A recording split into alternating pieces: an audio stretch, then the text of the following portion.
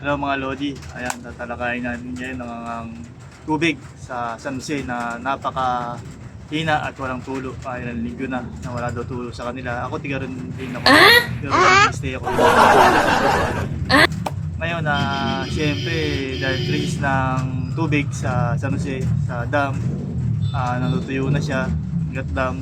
Yan, ano bang dapat natin gawin? Siguro pwede natin gawin na linisin ng ilog na napakarumi. Ayan ang ating solusyon na pwede nating paggamitan para at least magkaroon ng solusyon na malinis yan.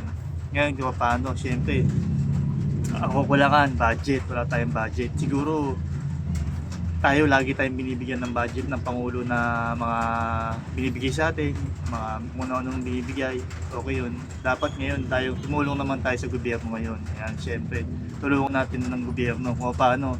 Syempre, para makatipid naman tayo sa mga investor, syempre yan, napamahal tayo. Pag-invest na yung Papa Pilipino, siguro, ayun ang solusyon sa crisis na yan, ayun ang solusyon. Siguro kung nagkakaisa tayo at magkaroon tayong tulungan, tapos meron pagkakatiwalaan, doon nilalagay ang tulong natin, o sa simbahan man o sa government, at least yung tao na magbibigay ng tulong, siguro lalaki yun, yung tulong na yun. Eh, syempre natatakot tayo mga tao, natatakot yung walang pananampalataya, takot talaga yun, natatakot yan. Hindi sanay sa mga 10%, hindi yan sanay, mga na siyempre, kaya iba nga nag-ano na, uy, ito, yung kinilita ko, tinatago kasi nga, mabawasan ka ng 10% or hindi man, hindi kung ilang percent man yan. Doon na natakot ng tao. Siguro, ito na yung crisis na, kailangan na magtulungan, ayun ang the best.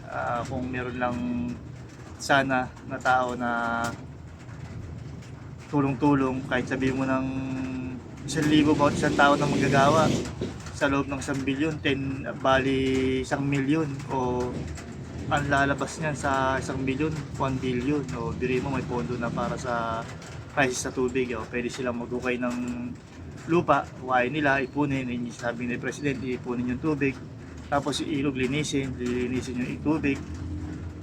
Malaking budget talaga yan, pero kung nagkakaisa, nagtutulong-tulungan, hindi na tayo kailangan pang humingi ng tulong sa ibang bansa or mangutang o anuman. Dahil tayo kaya natin yan. Sa tulungan lang mga kalodi. Ayun ang totoo. Ayun ang solusyon. Kung nagkakatulungan tayo, ayun ang the best. Sabi nga, kaya ng taong wala sana 10% nawawala na sila ron. Na ayaw na nila ng 10%. Kumbaga yung ipon mo ng loob na isang taon, may nakaipon ka ng 50,000, siguro sa simbahan bibigay mo is 5,000 kasi nga 10% yun. Meron kang 5,000 na ibigay. Meron ka pa 45,000. Ayaw pa nun Lodi, kasi may 45,000 ka, kumbaga nakasave ka ng ganun. Siguro yung the best doon, ibibigay mo yung 10% sa Diyos. Kasi sabi nga iba, hindi na, may kusang loob na tayo, pero mas the best yung ibibigay mo talaga yung para sa Diyos talaga. Kasi may yung mga may gawain, mga anuhan, kasi mamimili ka, pili ka ba, anong gusto mo, yung wala kang pera or ikaw yung nagbibigay. Kumbaga mas marami pang blessing darating sa'yo. Ayun ang totoo mga kalodi. Ang mahirap pa ng buhay, siguro ang inano natin, hirap ng buhay, maraming iniintindi.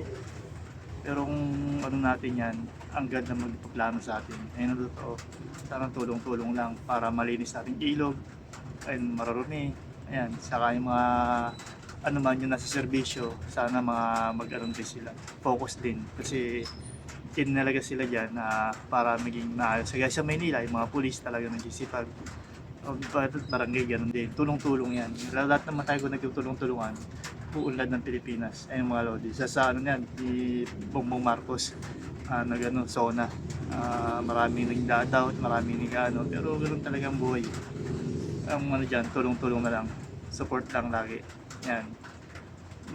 Solusyon din yan ang crisis sa San Jose. Yan. Tubig. Hindi lang naman sa atin, sa buong mundo, may crisis talaga ng tubig. Pero masusolusyonan yan sa energy, sabi niya sa kuryente, malaki ang bill. Kung hindi na tayo mag-aano sa mga negosyante, tayo na mismo ang magsusupply sa sarili natin. Kaya natin yan. Sabihin mong nabigyan natin, kagaya ng sabi ni Pangulo, may sarili tayong solar, ayun nga, mapupunduhan, pwede rin nating gawin yon.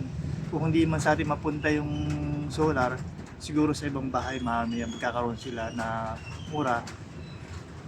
Habang tumatagal, lalawak rin naman yun. Ayun ang ano rin, ayun ang the best. Kumbaga, tayo na nag-invest. Hindi na tayo kailangan mag-invest ng ibang ano, ibang dayuhan. Tayo na mismo mga kalodi. Kung tulong-tulong tayo, the best yun. Kaya nga sabi niya, kaya nga mayroon tayong ano, meron mang gawin tuwing Biyernes, meron sakripisyo. Kumbaga fasting. Ayan, kada Biyernes pa fasting niya. Pero mahirap man, pero pwede natin gawin yan. Ayun ang ano, the best din niya para sa atin. Sa kalusugan din natin, okay din yan. Tulong-tulong ang mga kalodi. Sana maging ganun niya, sana magkakaisa.